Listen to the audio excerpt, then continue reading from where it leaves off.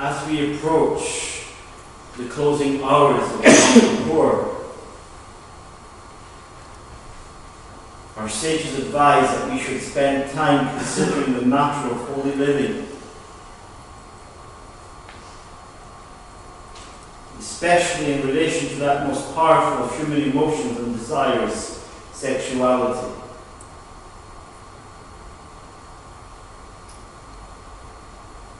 Thus, this chapter of Vayikra is almost wholly given over to the subject. Sexuality as a gift from the Creator is amongst the highest and most fulfilling of human appetites. Yet it is only thus when used in accordance with the will of our Creator. Otherwise, it becomes a force for destruction.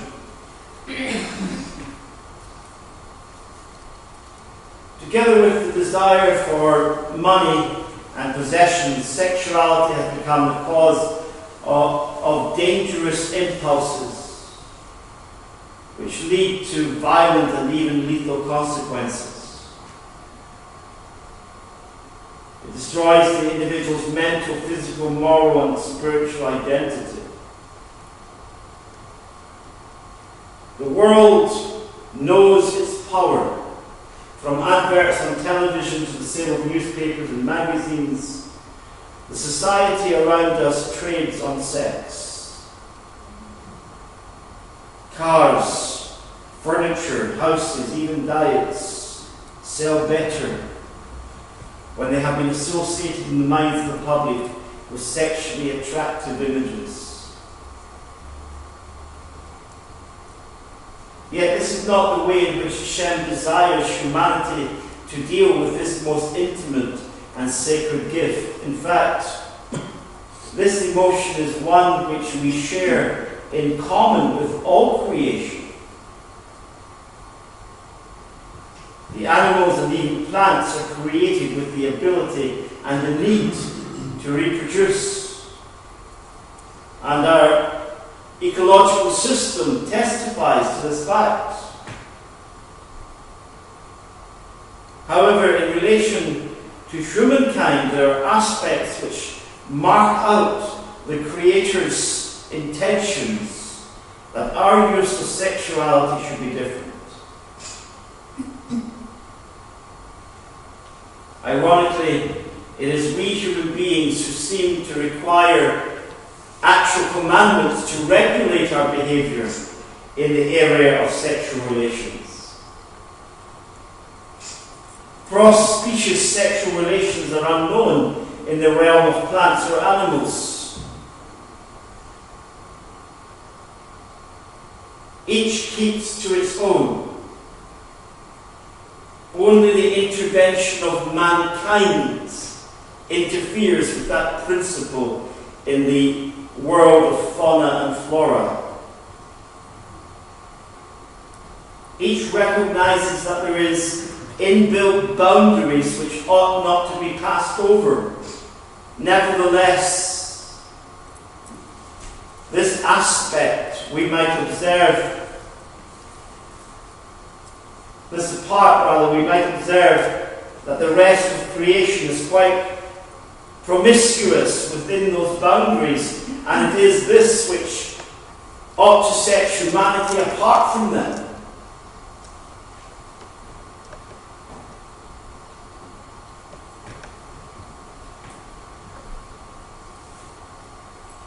Hashem gave one woman to one man. The two became echad, one flesh. And the comment of the Torah in Bereshit, chapter 2, verse 24 is, "This is why a man is to leave his father and mother and stick with his wife."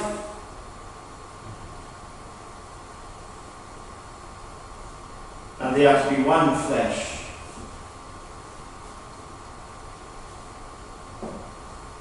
Hashem's intention for humanity was for us to have companionship and partnership for life. Moreover, to those who seek to diminish the status of marriage in the early part of the Torah by saying that there's an absence of a formal wedding ceremony, I answer this. Note that Hashem gives a particular position and status to Chava and to all women after her who enter into this relationship. She is called his wife. Oh, I know that they protest that the word is woman. So let me say again that she is his woman. There is the language of unique relationship and status used in this term. She was not simply a woman, not just someone of the opposite gender with whom he was having sexual relations. She was his woman.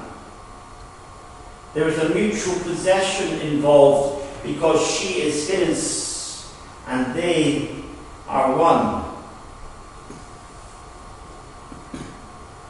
That is the nature of the covenant of marriage. Now I want us to take note that this relationship was established before the evil inclination entered. I am aware that there are those in other religious bodies who view sexual relations, even in the context of marriage, to be distasteful. And they quote or misquote the words of David in Tehillim, Psalm 51 verse 5, where he wrote, "True, I was born guilty, was a sinner from the moment of my mother conceived me." In fact,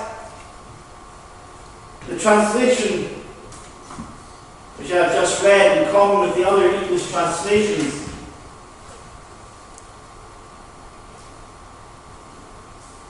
do not properly, accurately, nor clearly translate the words of David.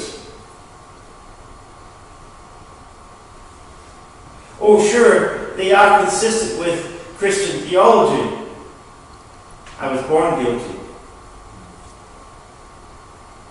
How often we've been told, heard people say, we do not sin because you're not a sinner, rather because you sin. You sin because you're a sinner. Absolute conjecture. Shtut. Not one word of it supported from the scriptures. In fact, the words of David are not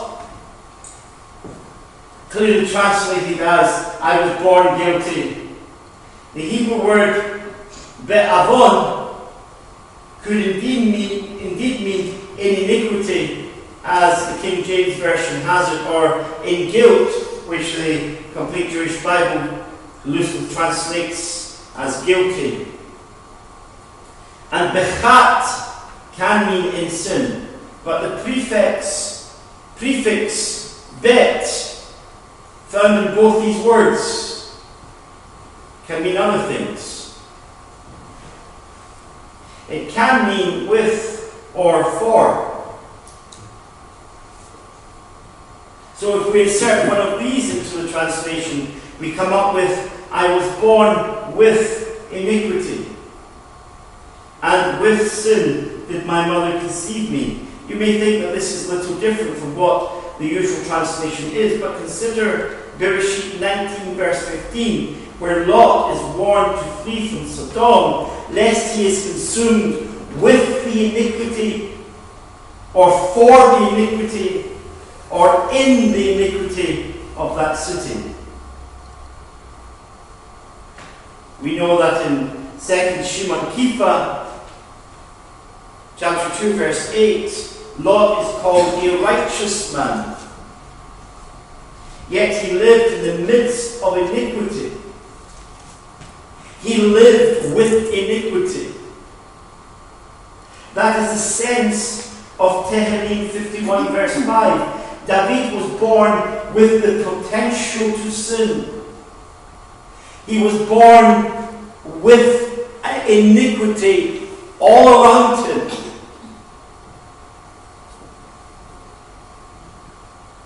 He came from humanity which is clothed with the evil inclination, but he was not born a sinner, much less when he was in the womb. It seems to me that the testimony of Ezekiel 18 verse 20 settles the issue. There we read, the person who sins is the one that will die. A son is not to bear his father's guilt with him, nor is the father to bear his son's guilt with him. But the righteousness of the righteous will be his own, and the wickedness of the wicked will be his own. Yes, Adam Harishon clothed himself and all his offspring with the evil inclination. Through him sin entered the world, and death because of sin. But the choice to cooperate with the evil inclination is our choice. Yes, we are born with the potential to iniquity. Yes, we are born with the potential to sin. But the choice to do it is ours. Even if it is internal to us, even if the predisposition of our natures is towards it, we inherited death and the propensity to sin from Adam, but we did not inherit, nor do we suffer for his sin. We are damned by our own. And many times we convince ourselves, we are told by others, but I can't help it. I was born this way.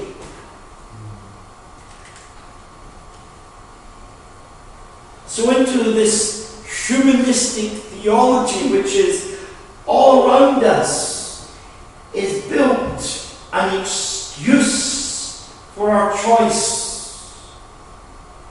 I can't help it.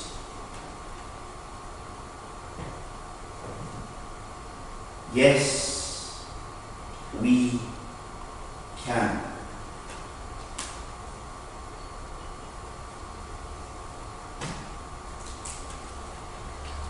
All of this is important because we are surrounded by a society in which the evil inclination is glorified. Going through our parliament here in Scotland and in the United Kingdom is legislation based on the premise, I was born this way.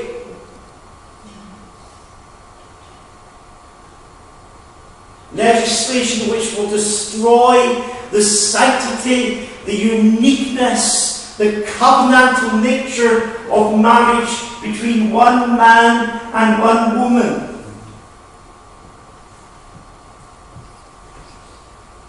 What do they say? I can't help being a homosexual. I was born this way.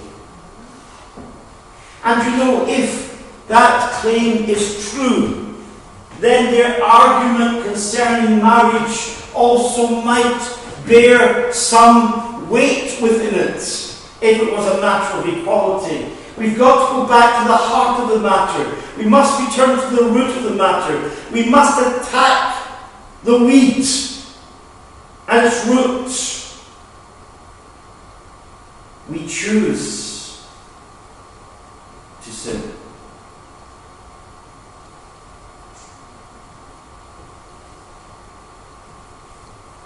In response to this glorification of the evil inclination, we have tended to package everything involved in it into one package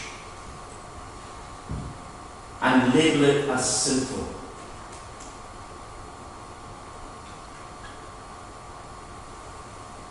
So when the Christian religion eventually developed, it took on board some interesting practices from its Babylonish mother. In Babylon and in all its pagan offspring religions, there were a class of people who were separated from the rest of society, set apart for their gods. Ironically, these were mainly, but not exclusively, women, or sometimes, as we see from the first letter to the Corinthians, chapter 11, transsexual men who were used as sacred prostitutes. They were not permitted to marry because they were married to the god or goddess. They were for the use of the worship services of their god alone. From this came the idea of monks and nuns set apart for God. But in the new religion, they were to abhor sexual relations. They were only for the gods. So it became fashionable to think that men and women who did not marry or engage in sexual relations were somehow more sacred than the rest. Because sexuality has become so connected with the evil inclination that even in marriage they consider it a form of legalized sin, a necessary evil.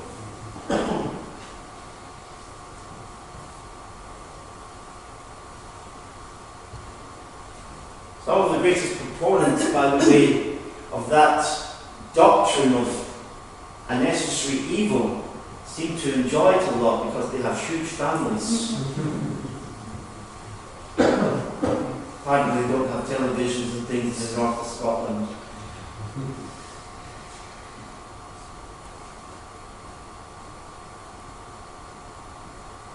The inclination is not evil. The inclination to acquire wealth, which enables the wealthy man to feed the poor,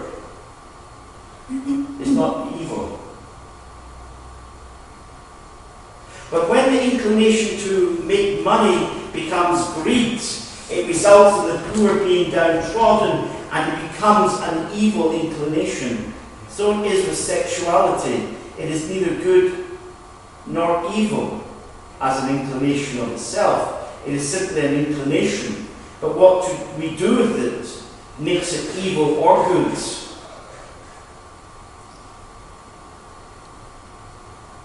In the case of human beings, we are created differently from the animals. We were uniquely created in the image of God. Bereshit 1, verses 26-27 gives us the details of that creation. God revealed in his manifestations in time and space, engaged in a conversation. Let us make humanity in our image. So God created humankind in his own image. In the image of God he created him, it. Male and female he created them.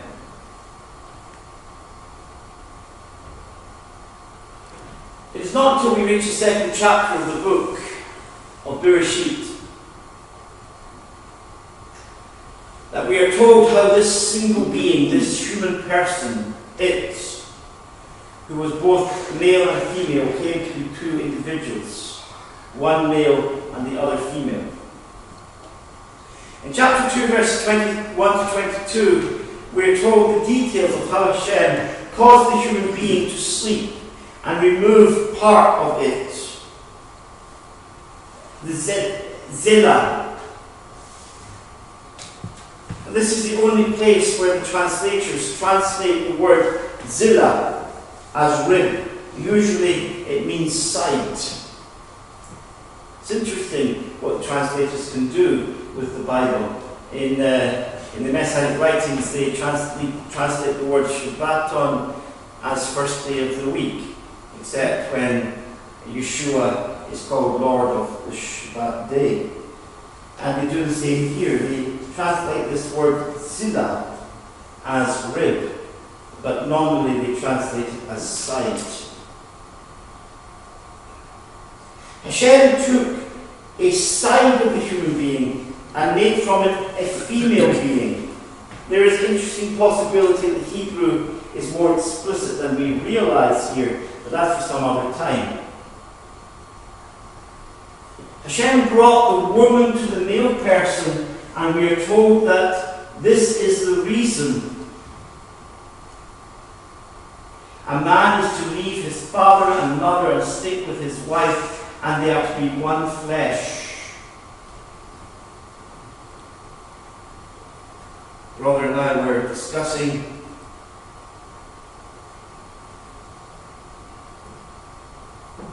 Yeshua's words on divorce and remarriage yesterday. Not that he's looking for a divorce, he has to get married first. But we were discussing the words on Yeshua's words on divorce and remarriage, and I was pointing out to him the absurdity of the Christian interpretation of those words.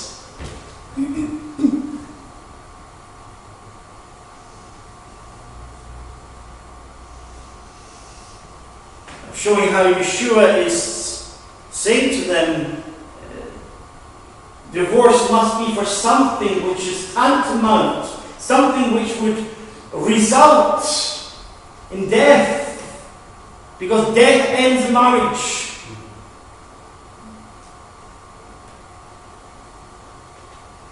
In every marriage, it takes, as they say, two to tango. That's not the fizzy drink.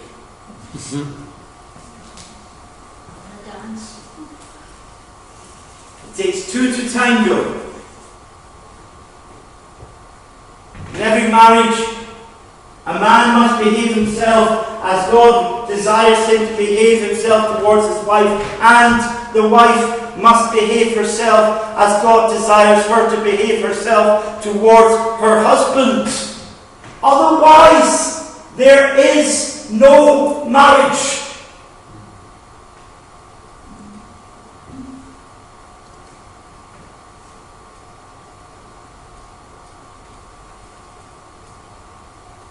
If the Rebbetzin came home every night and I said to her, "How's your day, darling?" and she said to me, "Oh, shut your mouth, you Egypt." Well, that's what you do.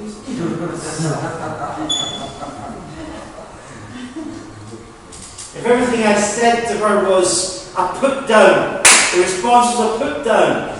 If she was constantly saying, "I wish I'd never married you. I wish I'd never met you. You're a dead loss." If she treated me as though I was an object, I'm dead to her. If she came home and I was sitting there, dinner already, the house cleaned, my studies all completed,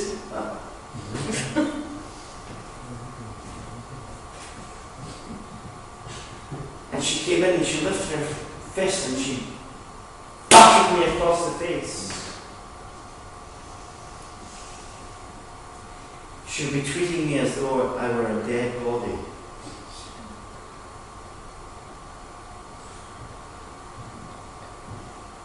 There are people in this world, sick people I know, but nevertheless there are people in this world who have sexual relations with the dead. It's not a relationship. As we said, we saw earlier on in an earlier sermon today, a covenant requires two living parties to work. The marriage covenant requires two living parties to work. If the husband or the wife is treating one another, the spouse, as though they were just an object to be abused or to be used. But there are people, there are men who battle their wives and then have sex with them. That's not a loving marriage. That's sexual abuse. They'd be as well to go out and buy some sort of object. Thank you. Yes. I was struggling there. They'd be as well to go out and buy some sort of object. Thank you. To have sexual relations with, because there's no relationship.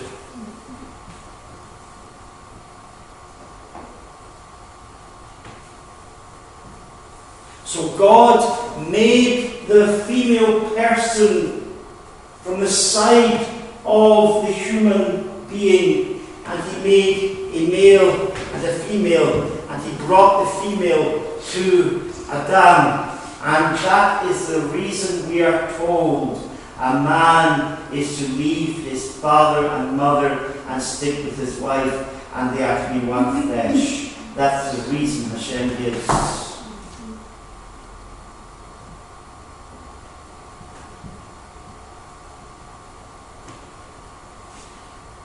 Now, I have a good relationship with my mother-in-law. I have a good mother-in-law.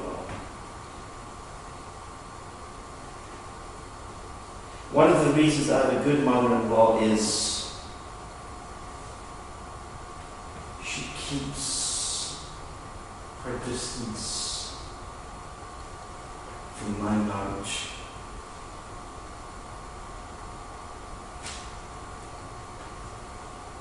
There are people who get married, and you marry, not only do you marry the wife, you marry the father, the mother, the sister, the brother, the granny, the auntie, the nephew. That's not a marriage, that's a nightmare. So when problems arise in such marriages, the husband or the wife goes running to the family. Everybody's involved. Everyone jumps in there. It's like a free-for-all. You start off with a wee argument, but by midnight, it's a riot. A man, by the way, this goes for a woman as well. A man shall leave his father and mother, and shall cleave to his wife, and they shall be one flesh. It's great to have a loving family. It's great to have good in-laws. It's great to have good parents. It's great to have people who, when you need them, will support you with their counsel and with their love. But these people, those wise in-laws,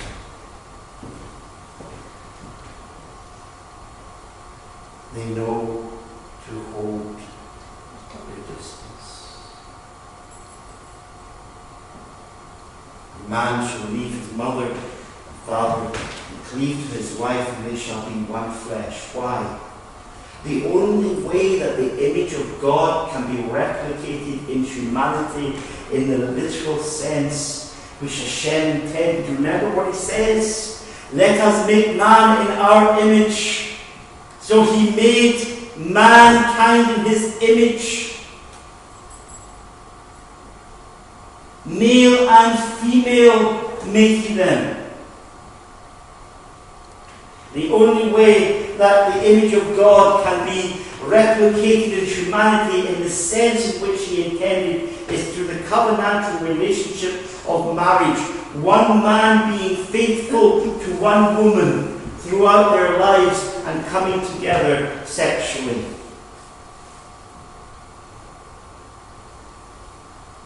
This is the reason that Hashem is at great lengths to detail in the Torah what sexual relationships are forbidden to us. Incest, homosexuality, lesbianism, bestiality, pornography, and a myriad other perversions are all a form of attack on the image of God.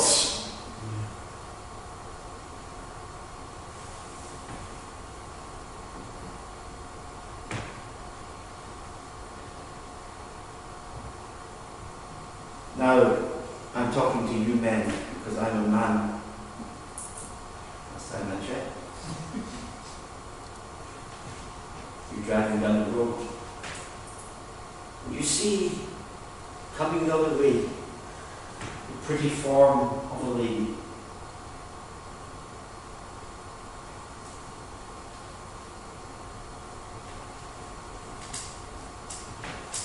Are we supposed to go around with patches on our eyes, blindfolds? That'd be dangerous if you were driving down the road. But Yeshua said, if you look on a woman to lust after her, you have already committed adultery with her in your heart.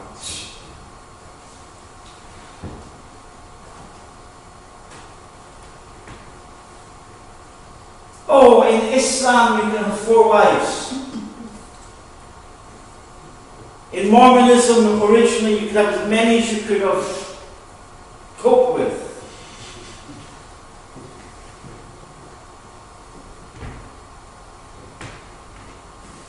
You would say, yes, what about Abraham? Understand this. It's clear that Abraham didn't have sexual relations with Hagar until Sarah foisted her upon him. And what a disaster that was.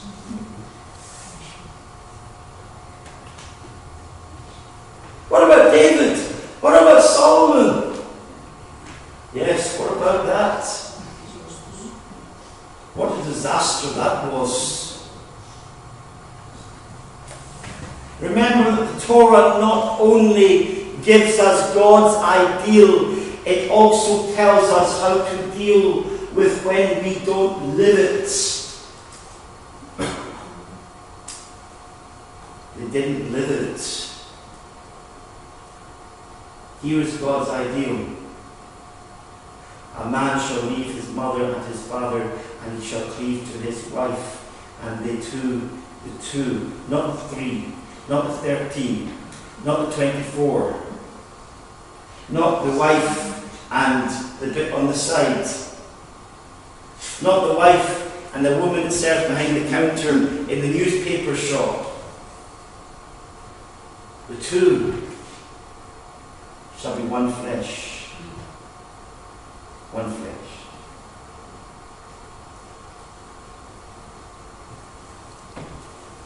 I had a friend once, nice man, very nice man.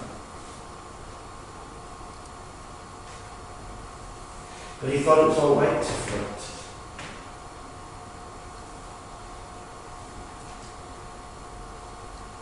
Everyone knew that the only woman in the world he loved was the woman he was married to. It was all right to flirt. It didn't end all right. Get the message, brothers? Keep your flirting in the 4 walls of your house.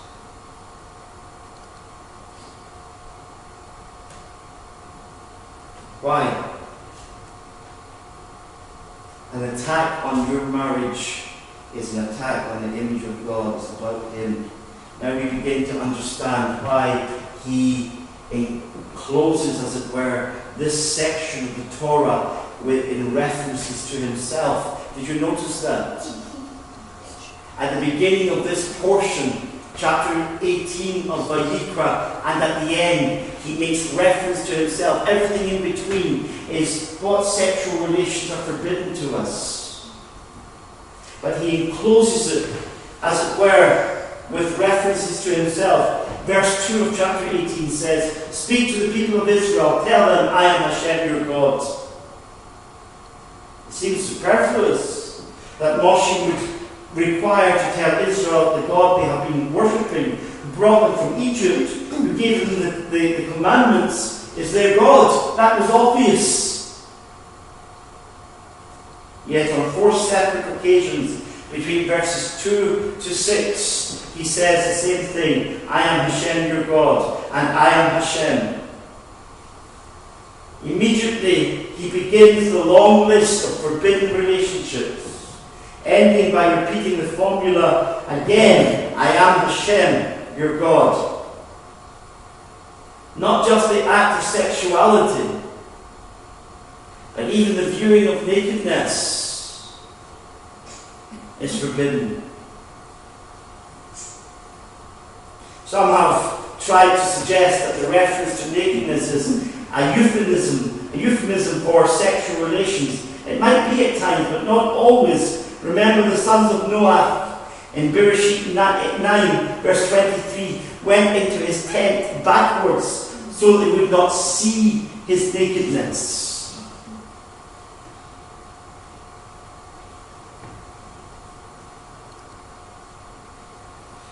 Now I'm going to speak to both the brothers and the sisters. We see the adverts on the television. The bikini-clad women are obvious. What about the scantily clad men? What about the programs on our television with half-naked men? What about the magazines with photographs of men and women in scant clothing?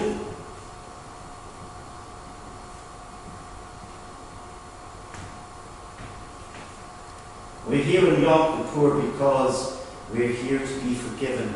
We're here to have our sins dealt with. We're here to have our minds cleansed. We're here because we're Jews. Brothers and sisters, these things, these images are for the goyim. They're not for us.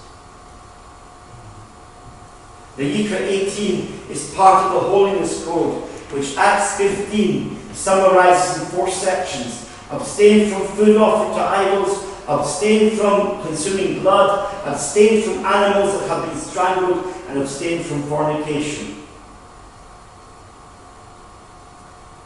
We come on this day of atonement to plead that the blood sacrificed at Golgotha will avail for us today, even for the sins which erupt from the deepest emotions of our natures.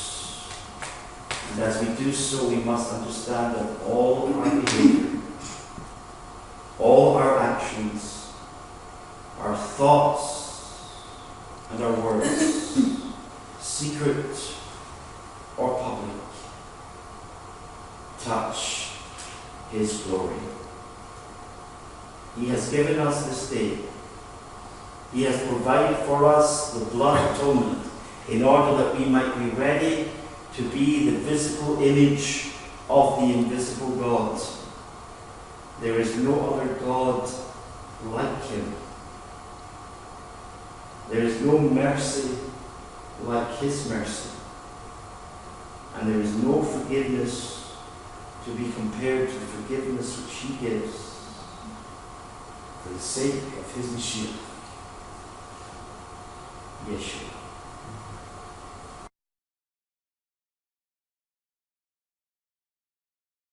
Of dangerous impulses which lead to violent and even lethal consequences. It destroys the individual's mental, physical, moral, and spiritual identity. The world knows its power, from adverts on television to the sale of newspapers and magazines. The society around us trades on sex. Cars, furniture, houses, even diets sell better when they have been associated in the minds of the public with sexually attractive images. Yet this is not the way in which Hashem desires humanity to deal with this most intimate and sacred gift. In fact, this emotion is one which we share in common with all creation. The animals and even plants are created with the ability and the need to reproduce.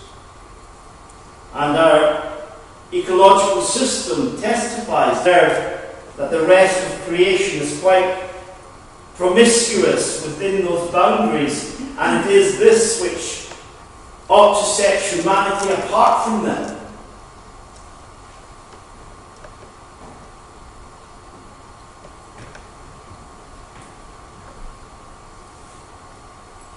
Hashem gave one woman to one man. The two became echad, one flesh. And the comment of the Torah in Bereshit, chapter 2, verse 24 is, "This is why a man is to leave his father and mother and stick with his wife."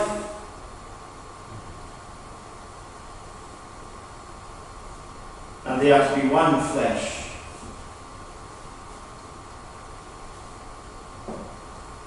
Hashem's intention for humanity was for us to have companionship and partnership for life. Moreover, to those who seek to diminish the status of marriage in the early this fact. However, in relation to humankind, there are aspects which mark out the Creator's intentions that our use of sexuality should be different. Ironically, it is we human beings who seem to require actual commandments to regulate our behavior in the area of sexual relations. Cross-species sexual relations are unknown in the realm of plants or animals. Each keeps to its own. Only the intervention of mankind interferes with that principle in the world of fauna and flora. Each recognizes that there is inbuilt boundaries which ought not to be passed over. Nevertheless, this aspect we might observe, we might observe as we approach the closing hours of Yom Kippur. Our sages advise that we should spend time considering the matter of holy living, especially in relation to that most powerful of human emotions and desires, sexuality.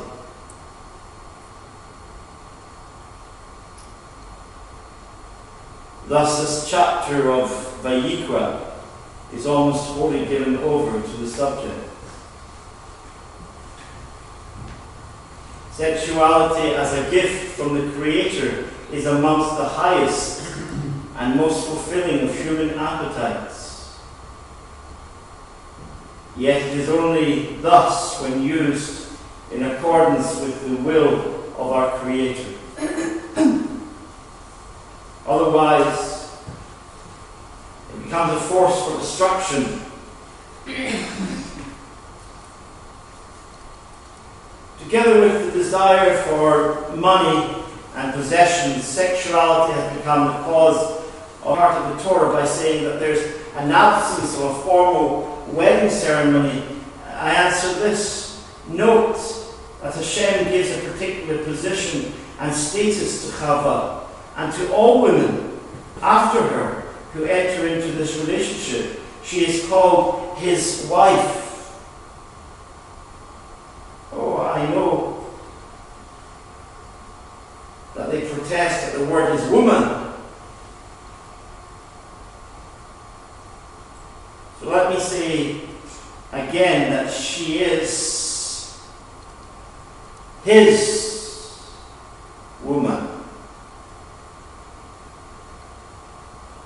There is the language of unique relationship and status used in this term. She was not simply a woman, not just someone of the opposite gender with whom he was having sexual relations. She was his woman. There is a mutual possession involved because she is his and they are one.